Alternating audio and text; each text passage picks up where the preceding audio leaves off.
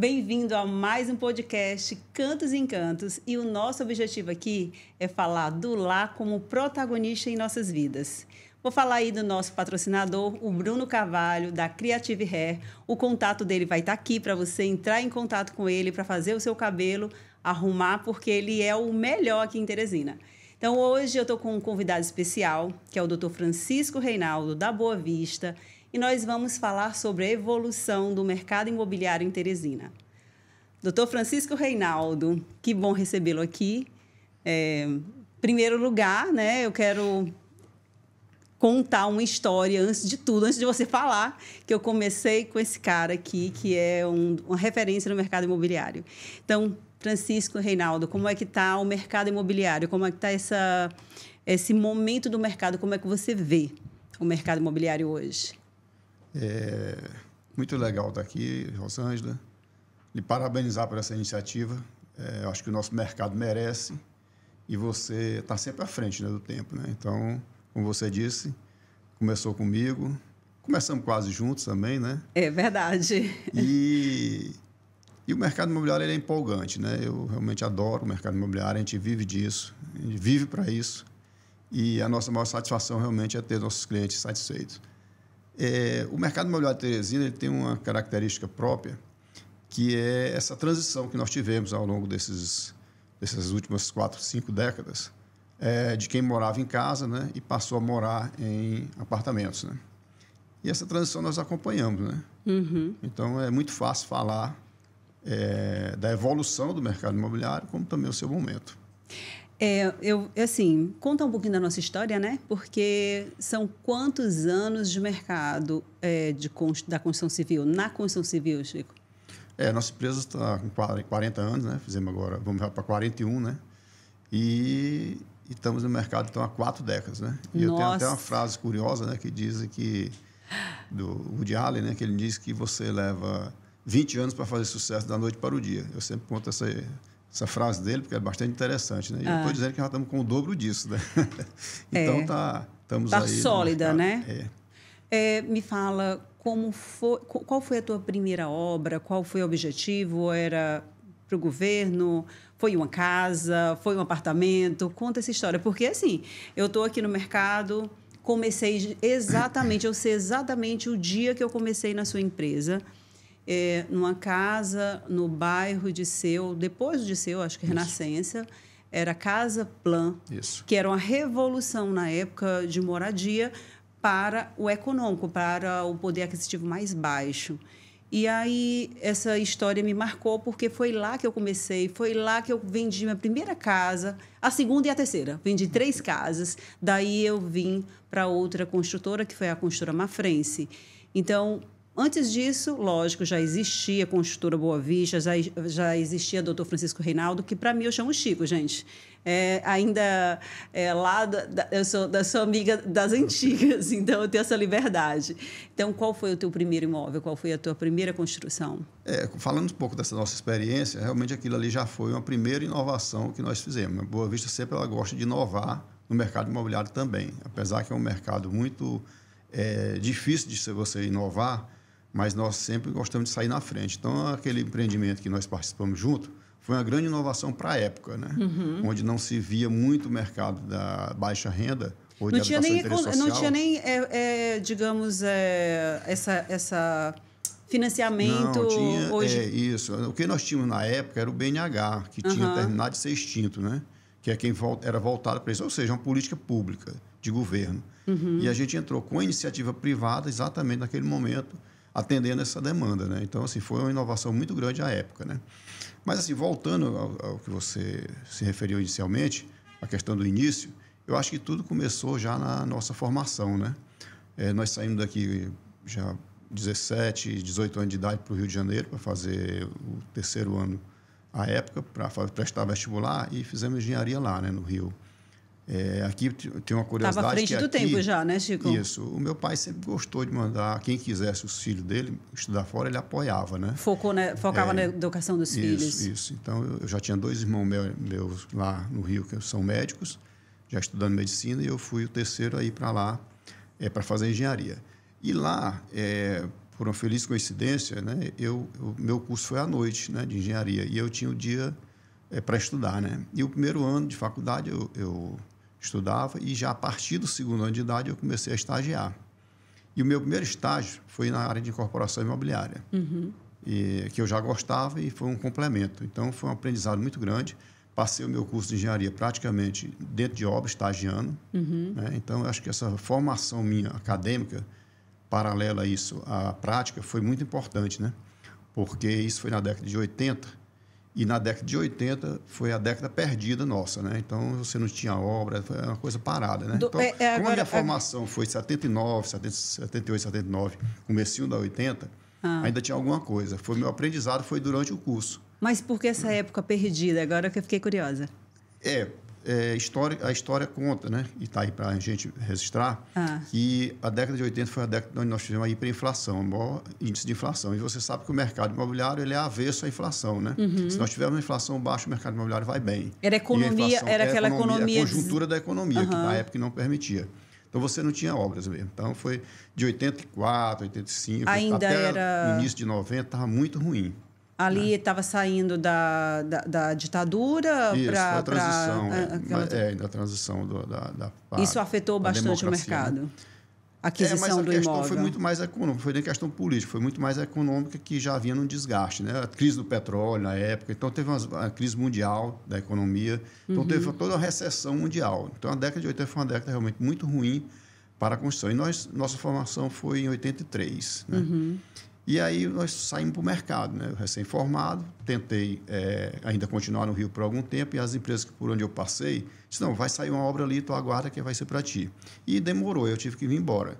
Quando cheguei aqui, eu fui nas empresas privadas também procurar emprego, né? E também não tinha, né? Então, eu fui forçado, recém-formado, a montar a empresa, né? Então, eu constituí a empresa. Aí você vai perguntar agora, vai a resposta na sua pergunta, que foi exatamente o que eu fiz primeiro, né? Então, eu quero dizer que, na minha formação, meu primeiro estágio foi na área de incorporação, e a minha primeira obra em Teresina foi na área de incorporação imobiliária. Foram 2 casas aqui na zona norte de Teresina, né? Tinha um terreno lá, e eu consegui comprar esses 2 terrenos e constituímos a empresa, já lançando 2 casas para o mercado imobiliário de Teresina. Olha aí, já estava à frente, mas... mas eu quero que você explique, porque às vezes a pessoa está batendo um papo, ouvindo nosso bate-papo, e não entende o que é incorporação. Então, fala um pouquinho do que é incorporação. Que aqui a gente termina ensinando um pouquinho o mercado, o nosso cliente, o nosso ouvinte, quem está assistindo a gente, vai entender melhor o que é a incorporação. Isso, muito boa essa observação. Porque nós que somos do ramo, às vezes a gente fala achando que é tudo normal, né? Isso, isso é verdade. Então, a construção civil, de um modo geral, ela é composta, né? A área de construção, né? Tem obras pesadas, como estradas, pontes, né? Tem obras públicas também, que essa se insere, que eu falei agora, mas também obras de hospitais, escolas, né? Que são obras públicas. E tem a área da incorporação imobiliária, que é onde você, o empreendedor ou a construtora, faz todo um processo, a partir da aquisição do terreno, né? Elabora um projeto, aprova nos órgãos competentes e lança para o mercado para vender para o público em geral. Ela é bastante diferente de uma obra pública, né? Então, a incorporação imobiliária é exatamente isso, é você elaborar um projeto de arquitetura, né? e passar para o mercado imobiliário. Isso pode ser uma casa, pode ser um apartamento, pode ser uma unidade comercial, né? Um prédio empresarial. Então, você tem toda essa gama, né? Aí tem também os níveis de habitação de interesse social, tem a classe média, a classe A. Então, tem toda uma gama de produtos que você pode ofertar para o público em geral. É isso que nós chamamos de incorporação imobiliária. E você hoje trabalha puramente em incorporação? Sim, a consultora ela iniciou realmente fazendo um pouquinho de obra pública, mas isso durou praticamente 8, 10 anos. E a partir da primeira década, logo nós já saímos de obra pública e ficamos só em incorporação imobiliária, que nós nunca deixamos de fazer desde o primeiro dia. Então, o foco total de 30 anos para cá. Está o tempo todo preocupado em atingir a demanda da casa, o sonho da casa própria, o sonho do imóvel, focando na incorporação, em projetar. Você projeta, você constrói, você vende, você faz o financiamento, funciona também como banco. tudo ao mesmo tempo, esse desafio ao longo do tempo, essas crises, te fizeram firme ou teve algum momento que você já quis desistir? É interessante exatamente isso. Como eu falei, a década de 80 foi uma década perdida e foi onde nós começamos. Eu digo sempre o seguinte, quem começa na dificuldade é bem mais fácil, apesar de ser um contrassenso, né? Você começar na época já difícil. Mas é porque qualquer outro percalço que venha a ter, você já passou por algo parecido, né? E quando o tempo está bom, aí você flui muito mais normal, né? Então, assim, as dificuldades que surgiram de lá para cá, a gente já tinha passado lá no início. Então, a gente conseguiu, realmente, foram vários sobressaltos, obviamente, mas que a gente conseguiu suplantar todos eles. Então, assim, eu acho que o começo foi muito importante, exatamente. Se tivesse começado numa época boa, talvez a gente tivesse mais dificuldade nos outros momentos difíceis. Então, assim, foi um aprendizado. Se eu começar numa crise, eu acho que tem uma frase... Treino forte, guerra fácil, né? Então, é uma frase que eu gosto até de falar para os meus filhos. Essa frase eu uso sempre, porque se você começa num momento difícil, se você se sobressair ali, o resto é lucro, não é verdade? Isso. E quando foi que você entrou para lançar empreendimentos? Teve aquela visão, eu quero agora lançar meu primeiro empreendimento, meu primeiro apartamento, meu primeiro prédio. Houve um time entre essas casas que você lançou e o prédio. Conta aí a linha do tempo da construtora. Eu diria que foi uma evolução natural, né? O próprio mercado foi demandando, né? Então, nós fizemos casa ainda durante alguns anos, acho que 4, 5, 6 anos. Né? Fomos aumentando, começamos com 2, depois para 4, 6, 10, 20 casas, né? E aí fomos aumentando gradativamente, né? A quantidade de casas. Naquele tempo a gente fazia casa isolada, não era condomínios fechados, era casa ainda nas quadras aqui de Teresina.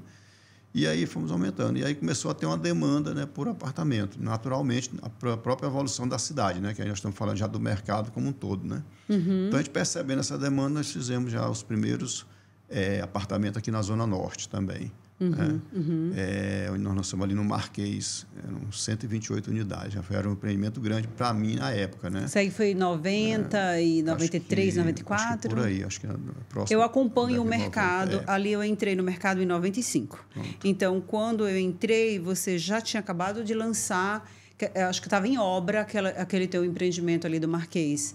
Que aí eu entrei ali na Mafrense, ela entrou com outro lançamento ali perto. Daí eu acompanhei toda essa evolução. Eu acredito que nesse período nós estávamos já no finalzinho dessa obra, porque nós depois, na sequência, nós lançamos no Cristo Rei, né, no empreendimento, e foi quando a gente veio fizemos a Casa Plan, depois aliás, fomos para a Casa Plan, e depois foi que nós fomos para Eu comecei lá na Casa Plan, depois eu vim para a Mafrense, e aí foi... Então, realmente foi antes, por aí, 90, por aí.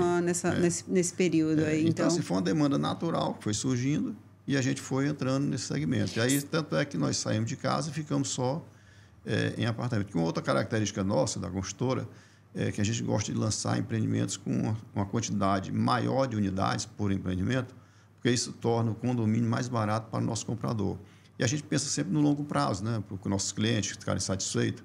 Então, é muito bom quando o cliente diz, olha, esse meu empreendimento ele é bom porque tem tantas unidades e o condomínio está bem mais barato. Porque se fosse menos unidade, pesa muito o condomínio, então ele vai pagar para o resto da vida. Então, empreendimentos maiores eu sempre gosto de fazer por esse motivo também, né?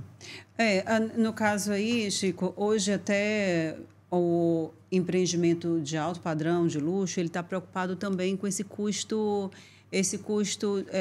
fixo mensal, né? Hoje, os grandes empreendimentos de por andar, eles lançam 2 torres justamente pensando a longo prazo, dessa distribuição ao longo do ano, que é, né, o custo fixo mensal. E aí, vamos lá, a evolução da sua empresa foi casa e veio para apartamento ali na Zona Sul, eu lembro do Cristo Rei, aquela região toda ali foi empreendida por você, deu um boom nessa parte aí da Zona Sul, né? Você gostou sempre daquela região e foi para o outro momento da construtora, que foi lançar um empreendimento mais voltado para um público mais, digamos, mais com poder aquisitivo mais alto, né? Esse momento aí você hesitou ou já foi natural, como você tem falado? Ah, foi natural. Você teve essa experiência, como foi trabalhar esse público? Mais uma vez, foi a evolução realmente do mercado, demandado pelos nossos próprios clientes. Mas antes, eu queria até fazer uma ressalva, que nesse período também, nós tivemos muita dificuldade de financiamento bancário aqui no Piauí, né? Então, teve um período realmente que... bancos privados já financiam muito pouco no Piauí. E a Caixa também financiava pouco, financiava um tanto, depois parava 2, 3 anos, depois voltava, então teve toda essa dificuldade. E eu me lembro que quando eu fui para a Zona Sul lançar o Portal do Cristo Rei, que foi um grande empreendimento que a gente fez à época, não tinha financiamento bancário, então era uma dificuldade muito grande. Aliás, nós lançamos até com o financiamento bancário da Caixa, mas na sequência não tinha recurso da Caixa para vender aqueles remanescentes depois que você quita com a Caixa. Sim, eu lembro. Eu fiquei com a parte dos imóveis lá, sem conseguir vender, porque imóvel você sabe que só se vende 99% com recurso financeiro, financiado, né, pelo banco. E à época surgiu no Brasil, isso era no Brasil todo, essa crise de crédito imobiliário. E à época surgiu em São Paulo um plano 100 da Roça Engenharia. Isso aí você está falando da época da Incol ali, que é o Incol Care. Não, a Incol foi depois. Foi depois? Depois. Tá. Mas veja bem, plano 100 da Roça, eu sempre gostei de viajar muito, participar de congresso, Tá à frente. Você sabe que eu fui, inclusive, presidente do Sinduscom aqui no Piauí já por 3 vezes, né? Eu quero falar desse assunto do Sinduscom. E aí, isso me deu a oportunidade de estar em contato com todos os players do mercado do Brasil todo, né? Então, eu conheci a gente do Rio Grande do Sul, de Pernambuco, de Goiás, Brasília, São Paulo. A gente tem relacionamento com todo o Brasil. E a gente começa a ver o que está acontecendo fora. O que se faz lá, né? Isso. E nessa época, dessa dificuldade toda, nós tínhamos 2 congressos por ano, eu ia a todos eles, nunca deixei de ir. Talvez eu tenha deixado de um ou outro eventual, mas participei de 99% dos congressos nossos, focado na nossa atividade. E nessa época surgiu esse plano 100 da Roça, que foi um sucesso lá em São Paulo. Mas o que acontece em São Paulo, você não pode copiar nem trazer tudo, porque São Paulo é outra realidade, né? É outro país, eu falo que São Paulo é outro país. Exatamente. Mas eu vi naquele momento, como eu estava com essas unidades com dificuldade, em estoque, digamos assim, porque não tinha financiamento, eu fiz uma coisa que eu acho que ninguém teria coragem de fazer à época, mas era a minha alternativa que eu vislumbrei, né? E aí lancei esse empreendimento parcelado, já pronto, que nem hoje e nem época nenhuma ninguém tem coragem de fazer. E eu fiz à época. E vendi. Você entregava para o cliente e parcelava? Eu digo sempre assim, o piauiense é um bom pagador, é um bom cliente. E aí eu fiz isso e vendi minhas unidades que estavam lá com financiamento direto, né, certo? Só que na sequência eu aproveitei isso e lancei, aí vem a história também do Casaplan, um financiamento direto da construtora, já aproveitando esse mesmo mote que eu usei para as unidades prontas, eu usei para a unidade na planta. Então, daí eu comecei a fazer lançamento com financiamento direto pela construtora por falta de alternativa. Não foi, funcionava ali como banco também, né? Exatamente. Não é porque pela crise você se reinventou. Exatamente. Então, nós tivemos que fazer. E aí nós tocamos isso, né? E aí financiamos durante algum tempo. Hoje não, hoje nós estamos voltados muito mais já para financiamento bancário, acho que aumentou muito, a própria legislação foi alterada e os bancos estão investindo, então não tem mais necessidade de fazer direto. A gente faz ainda alguma parte, uma entrada, tem um cliente, aquele cliente que quer, não, eu não quero banco, você vai lá e ainda são negocia. Exceções hoje, né? Mas a gente teve expertise, né, muito grande nessa área, que nós ficamos aí mais de 15 anos fazendo financiamento direto. Mesmo quando os bancos voltaram, nós continuamos. Né? Então, assim, foi um momento assim, realmente bem interessante. E aí, com aquela história que você perguntou agora há pouco, sobre quando a gente começou a passar para fazer prédios até maiores, né? E para a classe média alta, foi exatamente por necessidade dos nossos próximos clientes. Nós tínhamos clientes que iam evoluindo, eles queriam alguma coisa. Doutor, quando é que você vai fazer um com elevador? Doutor, quando é que você vai fazer um prédio aqui na área, na Zona Leste, aqui na área mais nobre? Aí que ele foi me despertando. Então, eu fiz um empreendimento que o meu primeiro prédio que eu fiz aqui, mais central aqui da Zona Leste, Eu vendi praticamente para meus clientes, porque eles me demandaram por isso. É evolução, justamente isso, né? A pessoa vai, compra o primeiro, vou relembrar, vou lembrar aqui do Cristo Rei. Isso. Era Portal do Cristo Rei. Aí vai, lança o empreendimento São Cristóvão Parque, a linha a linha Parque, né? São Cristóvão Parque. Temos Jardim de São Cristóvão, foi vários ali na região de São Cristóvão. Isso. Aí você veio aqui para a região ali da Fátima. Ali, essa região que você está falando, ela tem mais ou menos ali uns 1.500 apartamentos. Um atrás do outro, né? Um na sequência do outro. E esse público me demandou algo. Olha, eu queria Quero com elevador. Quero com elevador. Fazer outro, assim. Aí eu...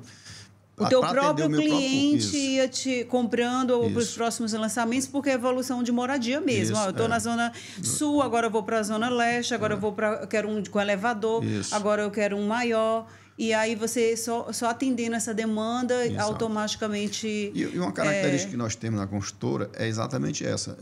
Nós temos clientes...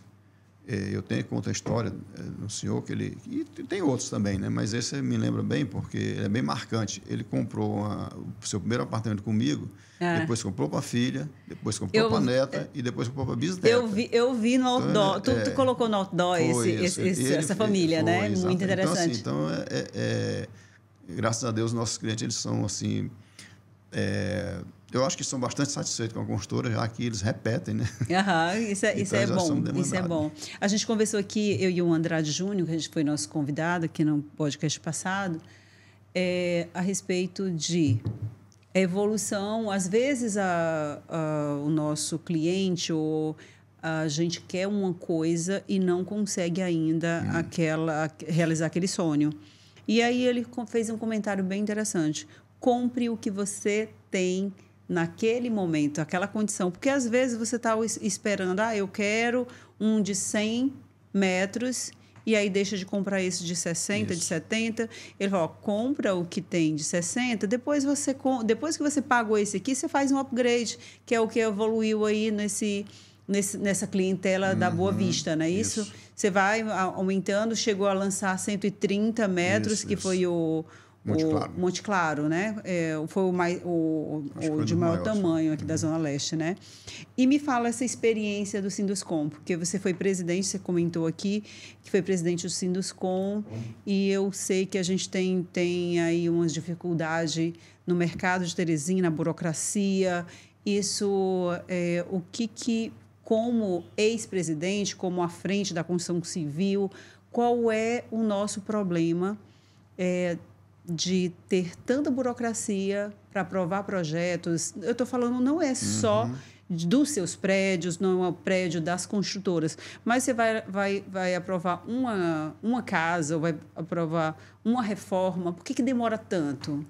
Essa história minha com as entidades empresariais, ela nasceu, na realidade, não foi nem no Sinduscom. Curiosamente, eu fui para a Associação Industrial, me associei muito cedo na Associação Industrial. Eu lembro, a IP, né? Eu lembro dessa... Porque eu fui assistir uma reunião lá e gostei, e é um aprendizado, né? Você se reúne com seus pares, outros empresários, e sempre estão discutindo as coisas boas, mas também a dificuldade, e uma dificuldade de um vai ser a do outro logo, né? Então, eu sempre me interessei por essa questão da atividade empresarial, por esse relacionamento que a gente tem, né? É um grande aprendizado participar de entidade empresarial. Então, eu me associei à IP na época, e logo na sequência o Sinduscom, né? Que o Sinduscom também ele era novo na época, né? Estava com algum tempo que tinha sido fundado. E tanto é que ele é associado a uma entidade nacional, que é a Câmara Brasileira da Indústria da Construção, e à época ninguém nem sabia. Essa Câmara, a sigla dela é CEBIC. E eu me lembro que a gente estava no Sinduscom uma vez e alguém falou CEBIC e ninguém sabia nem o que era, né? Então, você vê como o Piauí era descolado do resto do Brasil, né? E aí, a partir daí, a gente começou a se entrosar mais com as pessoas de fora, né? Por isso que eu digo, a experiência de fora era muito boa, muito enriquecedora, né? E também com os seus pares locais.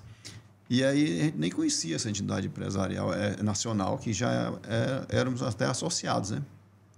Ligados, né? Nesse momento, nós éramos ligados a eles, mas aí associado mesmo foi depois. E aí a gente sempre participou. E o Sinduscon, ele veio na sequência, e até por uma questão bem natural, porque é a nossa atividade principal, né? O sindicato da construção civil. Da construção civil, das indústrias da construção civil, né? Uhum.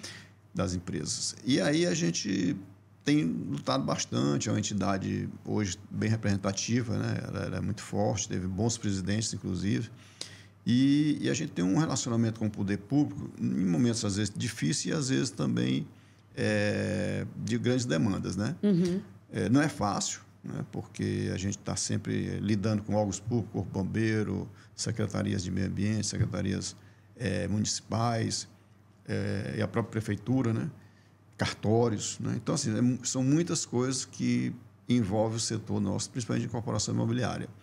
E essas demandas foram surgindo naturalmente por uma questão de dificuldade de todos, né? Uhum. E eu te digo mais, não é só a construção civil. Se você for montar um negócio dentro da cidade de Teresina, tem burocracia grande para tirar um alvará de funcionamento, tudo é difícil. Mas isso não é característica de Teresina, não. Isso é do Brasil mesmo, certo. Né? O Brasil como um todo, ele realmente é muito burocrático, né? Acho que é a descendência nossa portuguesa, né, que tem essa burocracia toda, né? Ficou a cultura, fica enraizado. Enraizada. Mas alguns estados, algumas capitais já estão melhorando bastante, né? Uhum. Fortaleza hoje é um exemplo, né? Nossa, Fortaleza tá muito, evoluiu mas bastante. Mas a maioria dos estados é muita dificuldade.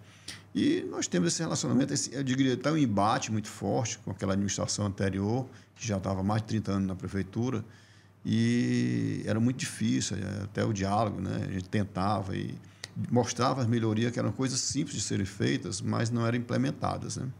Nessa gestão atual, até que a gente teve uma abertura maior, está tendo uma evolução. Melhorou um pouco a parte do fluxo dos processos, né? Melhorou um pouco. Ainda deixa a desejar por questões mesmo de equipamentos, de softwares que não se acompanham. Você vê que a velocidade da informática é muito grande, né? E o poder público não acompanha isso. Então, isso aí ainda é uma dificuldade grande, mas eu acredito que a gente vai ter muita coisa ainda para melhorar, né, dentro dessa assim, e a entidade é importante para isso, porque ela é impessoal, né? Então, você pode levar a demanda do setor, você não está levando uma demanda sua individual. Isso é muito bom, porque ele dá um respaldo, né? E isso aqui é o bom da entidade, né? Que você leva as demandas e tem que ser atendido para todos e não para um. Porque eu poderia aproveitar, eu vou resolver o meu problema da minha construtora. Não é esse, é o problema do todo, né? Uhum. Então, isso te dá um respaldo muito grande para você reivindicar melhorias, né, nos próprios processos. E eu vejo que vocês são muito fortes, assim, isso é uma queixa minha no meu setor, que é o setor comercial. Você constrói, sim, a nossa empresa vende. O setor da construção civil é muito unido. O setor comercial, digamos, as imobiliárias, essa outra face aqui, ela não tem essa união. Essa entidade de classe, ela ajuda a evoluir o mercado. Eu estou entendendo que vocês são muito unidos e isso faz com que seja bom para o mercado da construção civil, não é isso? Eu acho que o seu segmento não tem dificuldade, não, viu? Porque o que uniu a gente faz dificuldade. Então, eu estou começando a achar que o setor comercial é bem tranquilo. Não, mas eu estou brincando, mas, na verdade, o que nos une realmente são as dificuldades, né? Porque é comum a todos. Quando você tem um problema de burocracia, um problema de cartório, afeta todos, né? Então, a união é exatamente em frente às dificuldades, para enfrentar as dificuldades. E, graças a Deus, nós temos um bom relacionamento entre nós, empreendedores, né? Eu sinto que é meio fechado ali. Eu tô achando que tem. Mas assim, a gente se une para a dificuldade, mas na hora do comercial, da concorrência, aí não, aí é aberta, aí vai mesmo, aí vai para uma briga saudável, mas é uma briga, né? Vocês são, né, amigos ali, mas concorrência com a concorrência leal, forte, né? E é muito forte a concorrência. Né? Desleal não é a concorrência leal. Vamos concorrer, mas tem que ser lá se unir dentro para ir para dentro das instituições para melhorar, não é isso?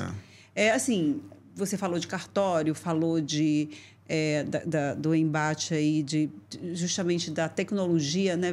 Na verdade, a tecnologia ela tem facilitado muito e dificultado muito. Facilitado porque a gente tem facilidade com a tecnologia e a gente tem a dificuldade porque a gente não tem as máquinas certas para fazer esse desenvolvimento. Mas eu acredito que a gente vai evoluir nesses próximos 5, 10 anos, porque, como você falou, são 30 anos mudou aí a gestão e aí eles têm que reaprender, reorganizar, e a gente sabe que numa gestão para outra não acontece. Seria ótimo que se fosse, né? E tem muito investimento em equipamentos, né, que são muito caros, né? Então, assim, existem processos que já estão vinculados a um software, alguma coisa, algum programa, que é muito difícil você mudar, né? Então, leva um tempo, né? E as próprias pessoas resistem à mudança, né? Então, é bem complexo o problema, mas vai evoluindo. Não é na velocidade que a gente gostaria, mas tem evoluído. Ótimo, é bom saber disso, é bom saber que a gente está preocupado também. É uma das coisas que eu vi nesse momento agora, dessa gestão, é a preocupação com o escoamento de água, que é um problema de Teresina, é um problema sério. Acontecem chuvas. Isso. E a gente já aconteceu até mortes aí, né? Dentro dos bairros nobres da cidade. Como é que você está vendo isso hoje? Vocês lá do Sinduscom, vocês se preocupam com isso também? Na hora que vocês vão colocar um empreendimento, vocês pensam nessa parte do escoamento da água, do esgoto? Me explica como é que você... digamos, opina, como é que você constrói, como é que você planeja? Hoje existe uma legislação aqui em Teresina, né, que obriga as empresas a fazerem tanques de detenção, né, que é exatamente para evitar as novas construções, todas elas já vêm com esse equipamento, né?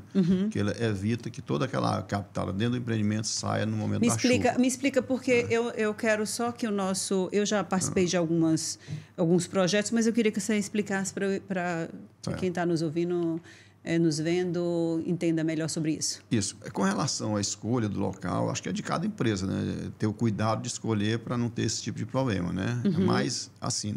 Mas essa legislação que existe hoje, ela obriga as empresas, né, a reter uma parte da água no momento da chuva, ela retém para soltar aos poucos, né? Então, é uma legislação bastante interessante, muita gente foi contra, eu até fui a favor, porque eu acho que se nós já tivéssemos adotado isso há 20, 30 anos atrás, talvez nós tivéssemos menos problema do que nós temos hoje, né? Mas, paralelo a isso, também tem a obrigação do poder público de construir galerias, né? Porque a cidade está sempre aumentando. A área permeável vai diminuindo, porque você vai construindo, você vai passando asfalto, vai passando pavimentação e a área de infiltração do solo vai diminuindo. Então, essas águas só tendem a escoar superficialmente. Então, não tem como não aumentar as águas. Não é que a chuva teve maiores ou menores. Até as pessoas, a chuva está chovendo mais. Não, está acumulando mais água nas vias.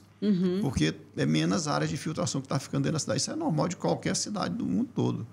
Agora, precisa que o poder público se prepare, e o investimento é alto, né, em galerias, em piscinões, que São Paulo já é famoso os piscinões, né, porque o problema é tão grave lá que teve que ser construído esses piscinões.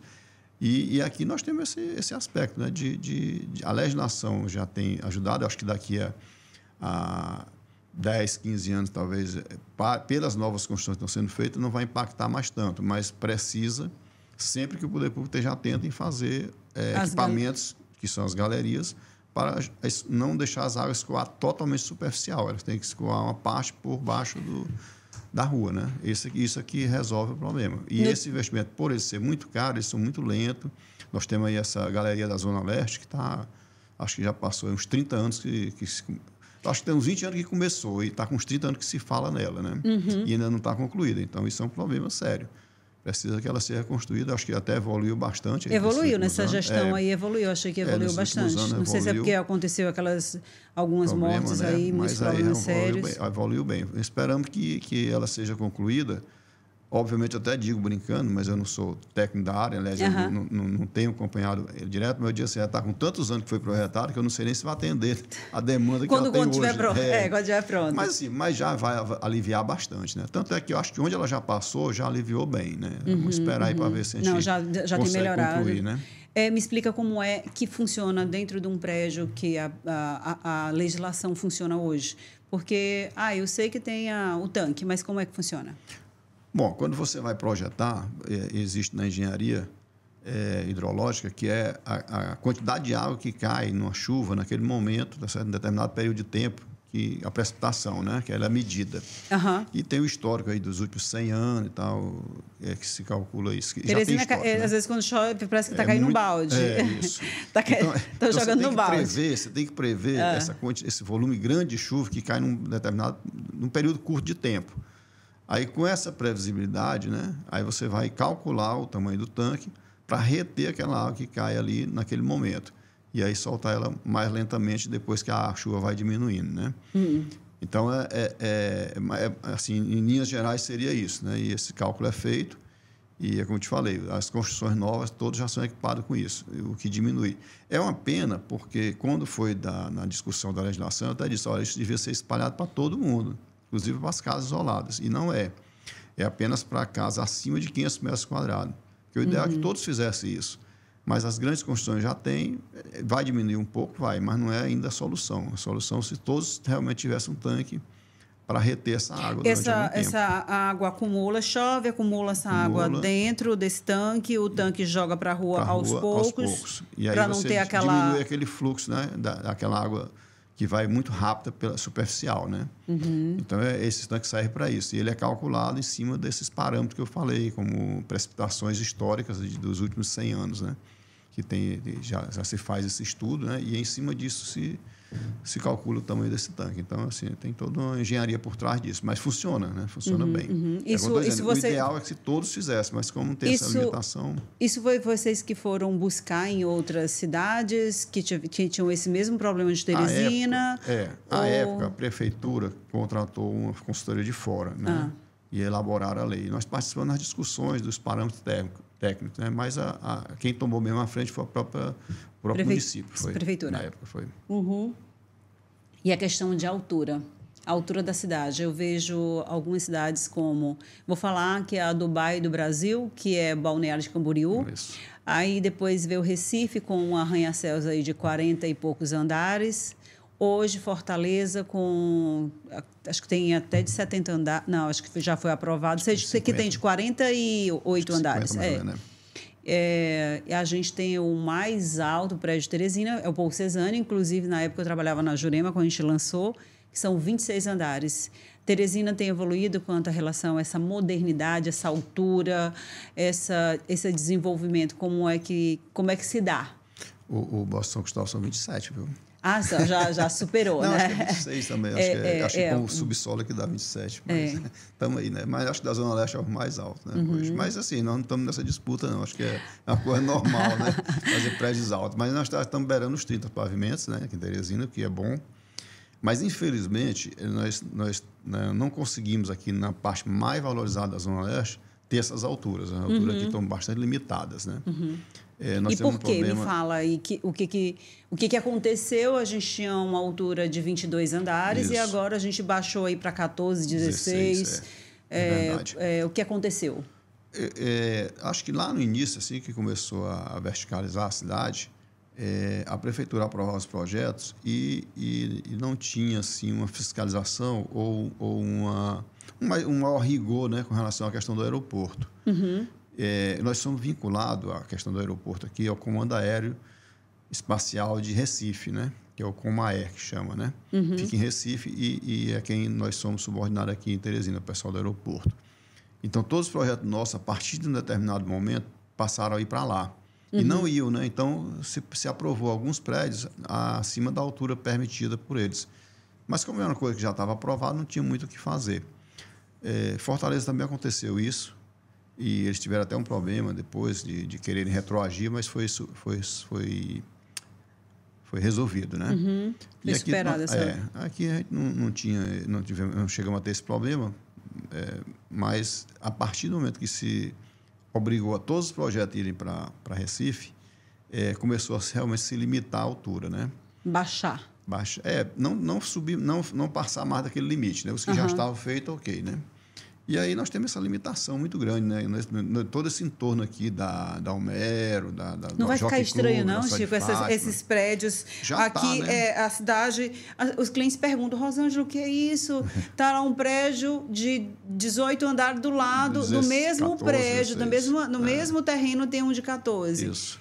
Eu não entendo. Aí eu vou explicar, tem a história da sombra, do aeroporto. Aí eu tô achando, isso, né? tô achando estranho, na verdade. Tô achando que atrapalha o metro quadrado também, porque o metro quadrado, o terreno sai mais caro, o metro quadrado ele é dividido aí pela quantidade de unidades dentro de um imóvel, dentro de um terreno. Isso aí termina encarecendo esse metro quadrado, não é isso? E aí a cidade está sendo levada para o São Cristóvão, está se expandindo. Isso não é ruim para a cidade? Ou não fica mais caro? Para a cidade? Muito ruim mesmo. Esse é o nosso grande questionamento, né? A gente fez já algumas gestões, nós, eu digo, os construtores e a própria prefeitura, né? Junto ao Comaé, para que isso não seja melhore mais essa altura, pelo menos na altura dos que já estão, né? E essa gestão ela existe lá dentro, mas é muito difícil de ser porque não tem, né? Se for pelo avião, olha a lógica. Já tem prédio. Isso. Então, se derrubar um prédio, derruba todos. Então, assim, eu não entendo. Já foi aprovado. Não, vamos fazer o seguinte, vamos pensar no todo. Esse prédio aqui no meio, o avião não vai passar pelo meio do bairro. Não faz sentido. Você tem um exemplo ainda mais gritante, que é a Ponte Estaiada, né? A Ponte Estaiada é mais alta do que todos os prédios aqui de Teresina e fica nessa área. Mas o pessoal do Comaé, quando a gente fala nesse exemplo, ele não gosta nem de ouvir, porque a Ponte Estaiada, de uma certa forma, foi aprovada meio que, né, sem dar muita bola para ele, porque era político, né? A gestão era política, a obra é pública, né? Então, assim, a força é muito maior do poder público que do particular, né? Então, eles não gostam nem de que a gente cite esse exemplo, né? Mas o maior exemplo que a gente tem é a Ponte Estaiada, que já é uma altura bem maior do que todos os prédios que tem nesse entorno. E essa, sim, eu acho que atrapalharia até muito mais o tráfego aéreo do que qualquer outro prédio. Mas, assim, eu acho que é uma coisa que provavelmente deve ser resolvida aí nos próximos anos. Não é fácil. E o grande problema que a gente tem é isso aí que você está falando. Os donos de terreno, eles acham, e até vale, o terreno dele vale até mais aquele valor, mas quando você coloca o que você vai colocar ali dentro, sem conseguir aumentar a altura, fica inviável, né? Então, se você observar essa região, tem muitos terrenos desocupados, porque nem nós, construtores, vamos mesmo atrás, porque a gente sabe que o dono vai querer um valor X para aquele terreno e a gente não consegue viabilizar o empreendimento com aquele terreno. Então, hoje está ficando as empresas estão indo, se afastando dessa região, porque consegue maiores alturas, né? O bairro São Cristóvão terminou sendo uma região de expansão, né? Expansão da cidade. Morada do Sol já está se expandindo bem, né? Então, assim, é uma área de expansão por essa questão. E ainda digo mais, nós tivemos ainda um problema, que é o problema de saneamento, né? Então, a rede de esgoto estava todo nesse entorno aqui, né? E a gente não poder subir os prédios, quer dizer, tudo vai ficando mais caro para o poder público. Ele tem que ter rede de esgoto mais longe, atender com água, energia, pavimentação, tudo. Ficou a cidade mais cara, né? Fica mais cara. E assim, você falou de uma coisa que é muito importante. Às vezes o cliente, o terrenista, o dono da área, ele tem um número na cabeça. Meu terreno vale tanto. No momento que a regra da prefeitura muda, que já tem as limitações de, digamos, altura, tem a distância, área verde. Isso aí termina diminuindo a quantidade de metro quadrado construído ali. Isso baixa o preço do metro quadrado e a gente não consegue, digamos, fazer com que ele entenda que o que vale é o que cabe. O que vale no terreno, o que cabe no terreno é que faz o preço do terreno subir ou baixar. E o que vai pagar é o nosso comprador final, né? Então, não adianta você, eu vou botar no preço, mas aí você tem um limitador que é o mercado. Metro quadrado. Né? O metro quadrado não pode também ultrapassar, porque senão fica um metro quadrado sem lógica. Nosso mercado ele é limitado por poder aquisitivo nosso, né? O Piauí é um dos estados que tem a menor renda per capita do Brasil. Então, ele não pode achar que... E com os insumos caros, né? Porque a maior parte dos nossos insumos são importados, vem de fora. Então, assim, nós temos limitadores muito grandes. E o terreno é um grande... dá um impacto muito grande se ele tiver um valor desproporcional por esse motivo, de você colocar menos metro quadrado dentro dele. Então, é um mercado duro, né, Chico? É um mercado duro. A gente tem que olhar tudo, olhar o terreno, vem o valor do material mais caro, a política pública mais cerrada, que eu falando já colocando aí a responsabilidade lá no Comaé. Então, assim, para a gente chegar nesse valor final, o valor do metro quadrado, para o cliente ficar feliz, é uma batalha, pagar, né? Poder pagar. Né? Justamente a felicidade é você poder pagar um preço que se possa, porque a renda per capita é baixa, então é um mercado duro. São muitas variáveis, né, que você tem que estar atento, né? E vocês terminam sendo empreendedores realmente diferenciados, porque o nosso mercado é um mercado diferente mesmo. É por isso que você diz, não adianta eu pegar lá em São Paulo e querer aplicar aqui, que é outra coisa, outro mercado. E aí, só um comentário, não seria mais interessante levar esse aeroporto para fora? Existe aí alguma... Você, como está aí no meio, está dentro das instituições, como é que é isso? Vocês pensam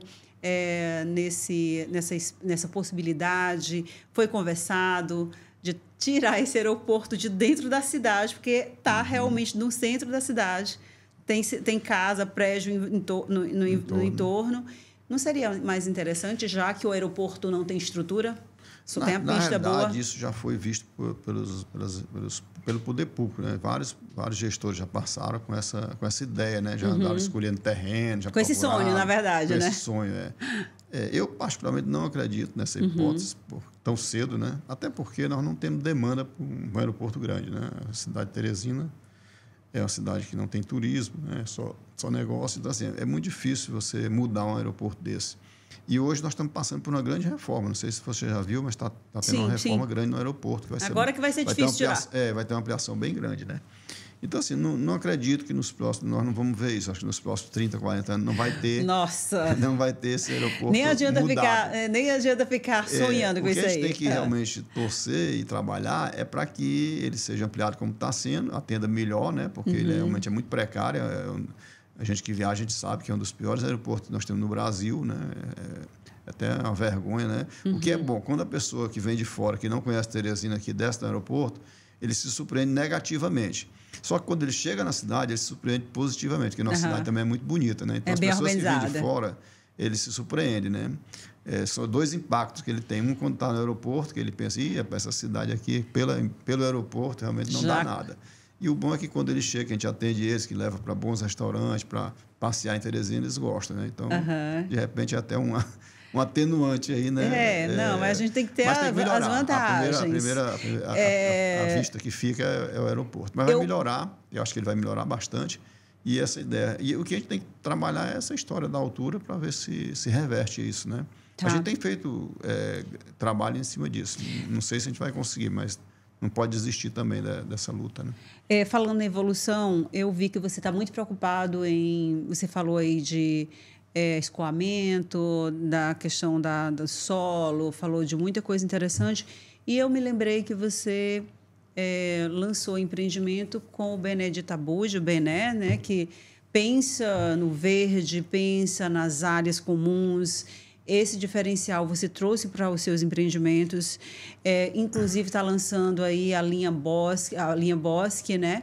Me fala aí qual foi a tua visão, mais uma evolução da construtora, mais um passo à frente, fazendo o diferencial, levando justamente para a área de expansão, que é o São Cristóvão.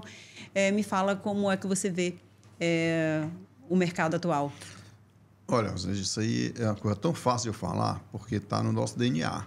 Certo? Acho que a construtora, desde o princípio, não era nem, eu digo até que não era nem modismo, né? Chegou uma época que meio ambiente, a questão ambiental passou a ser modismo, hoje é uma coisa muito importante, tá certo? Mas a gente já pensou nisso muito antes, acho que desde do início da construtora que a gente já tinha essa visão, né? Não sei se é porque eu morei em casa, a gente tem aquela ideia do quintal, do jardim na frente, então eu já sempre gostei disso, né? E aí, essa questão... ela vem muito... Eu me lembro que eu estava na prefeitura aprovando um projeto em determinado momento, e um técnico da prefeitura, eu fui lá acompanhar meu processo, e um comentário, assim,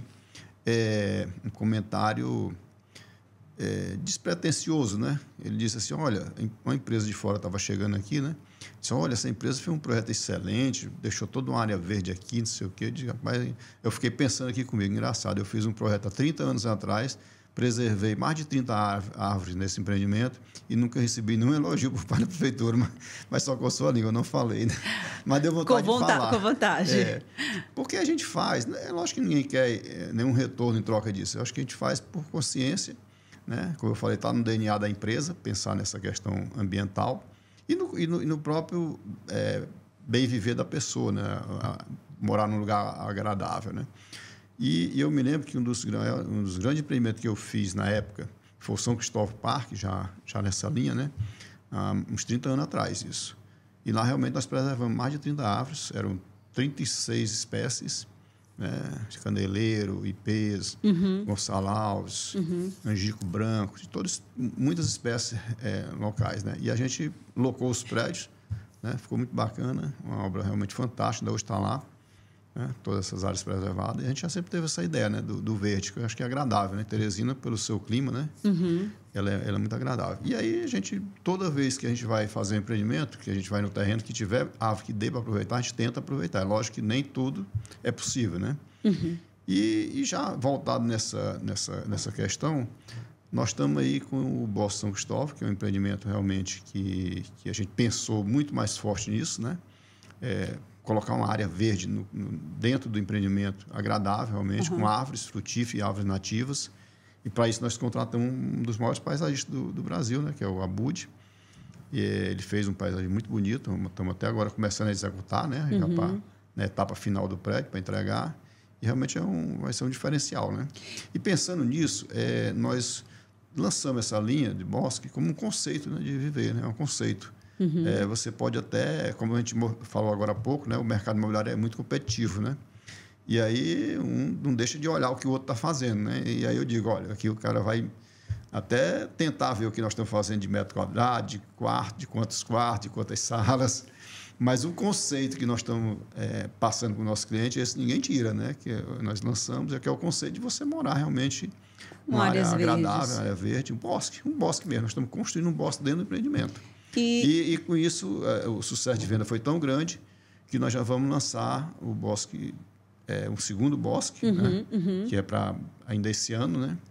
Em breve, e já estamos no terceiro projeto. Olha aí, bosque, então, né? Que bom. Então, assim, a ideia é essa mesmo. Quando você se preocupa, quem sai ganhando é o consumidor final. Quando você se preocupa com o ambiente, com mais itens, com o bem-estar, o outro também vai lançar uma coisa boa e termina. O mercado evolui quando alguém se preocupa, porque se ninguém se preocupa e o negócio fica ruim. Isso. Agora, se tiver uma pessoa à frente do tempo, fazendo, lançando, isso faz com que o mercado se diferencie e torne um competitivo, trazendo um diferencial para esse cliente. Deixa eu te dizer, é interessante, assim, a gente faz porque a gente entende que é legal, que é importante, a gente gosta disso, por isso que eu faço. Obviamente que isso dá um valor maior ao nosso imóvel, né? Valoriza bastante. Isso aí é a cereja do bolo, né? Vem junto, né? Sim. Mas a gente não faz só por isso, nem para isso. Ele já vem agregado, né? A gente faz porque a gente realmente entende que é importante. E no outro lado, nós temos um outro projeto, que é na execução da obra, nós temos obra limpa, onde a gente segrega os materiais, né? Isso é importante também, né? Então, a pessoa se você for nas nossas obras, você tem baias lá independentes para diversos tipos de materiais. E a gente tenta destinar para as pessoas corretas. Eu vou lá mostrar na minha rede social como é que é a tua obra. Pois nós temos esse lado de se preocupar com o verde, né? Para quando a pessoa adquirir o apartamento esteja morando em um bom lugar, como na execução do nosso trabalho, nós temos uma preocupação, porque a construção civil, você sabe que ela gera muitos resíduos, né? E esses resíduos voltam para o ambiente. E se eles não forem tratados, eles vão agredir mais ainda o meio ambiente. Então, nós temos já esse projeto, você sabe há quantos anos? 20 anos que eu faço isso. Há 20 anos que a gente já segrega o material e tenta devolver para o lugar correto, porque nem sempre você tem um destino, porque é preciso também que o poder público entre dando condições de você destinar corretamente. Mas mesmo assim a gente consegue fazer, nós temos recicladores que trabalham com a gente já destina material. Olha aí como é importante a gente conversar sobre isso, né? Porque termina que o consumidor final, às vezes, não tá olhando, né? Mas é importante você, como construtor, falar disso, né? E mostrar até eu, como vendedora, às vezes eu não uso esse argumento, mostrando para o cliente do diferencial. Inclusive, na hora da gente visitar, a gente sabe que é uma obra limpa, mas a gente não tem os detalhes, né? Isso. E aí, essa questão ambiental, trazer o Benedito Abud, o Benedito já está em vários empreendimentos em Teresina, isso foi muito bom. Mas uma pergunta que eu sempre faço aqui é caro comprar esse tipo de produto, esse metro quadrado da Boa Vista? É caro? Acho que é justo. Acho que o nosso projeto a gente tenta ser o mais justo possível. A gente quando pensa no preço, a gente está pensando no cliente. Né? Então, a gente tenta ajustar tudo, usar o melhor que tem, o melhor produto, brigar pelo melhor preço, né? Exatamente para a gente poder oferecer um preço justo aos nossos clientes. Então, mesmo todos esses agregados que a gente investe muito na questão ambiental, em bons projetos, trazendo nomes de fora, que são caros, né?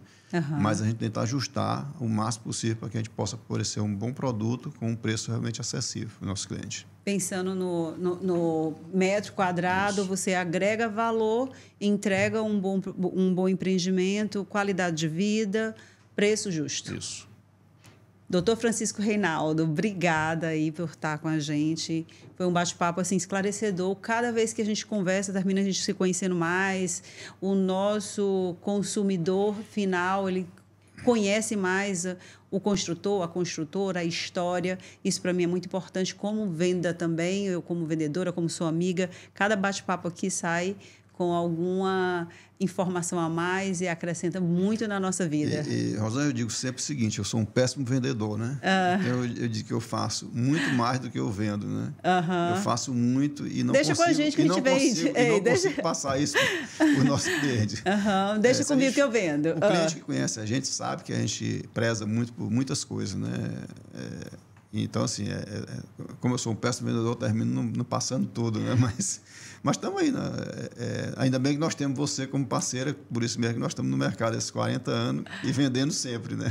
Pois olha, eu vou mostrar mais, eu prometo aqui mostrar mais suas obras. O canteiro de obra é importante e te agradecer por ter aceito esse convite e estar aqui com a gente.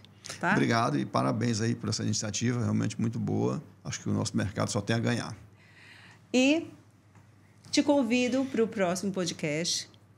Obrigada por estar aqui com a gente. Acompanhe a gente. Sempre vai ter alguma coisa, algum construtor, arquiteto falando sobre os cantos e encantos. Então, até o próximo episódio.